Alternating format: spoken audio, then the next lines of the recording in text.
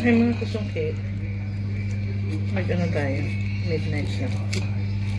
Hindi, kasi wala nang kanin. Hindi na ako tinirahan. Kahit walang kakainin ko. Oh, tomato ko. Ano ito? Ang laki. Ang lasa nito parang Indian yun.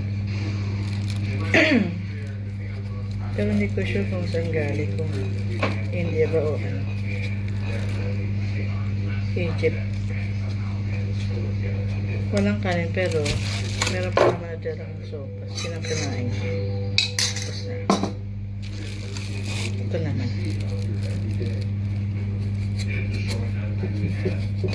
Isang-isa natin sa asin or bagong. Kasi wala na yung alamang ko. Bagong isda.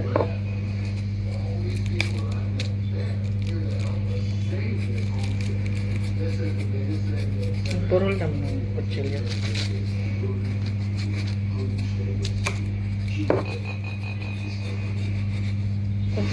May langaw. Taglamig na kasi ngayon dito, kaya yung mga langaw nagsisipasukan.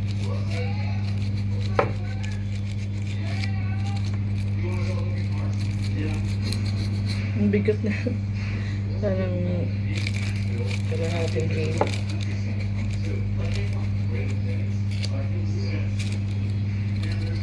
Ganito yung gusto ko yung maniba lang.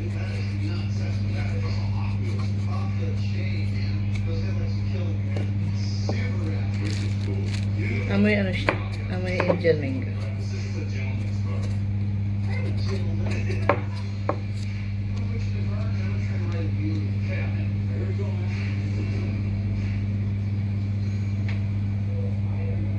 Laki.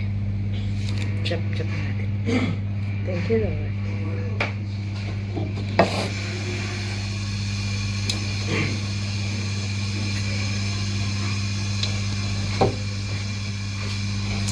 Ayan na guys.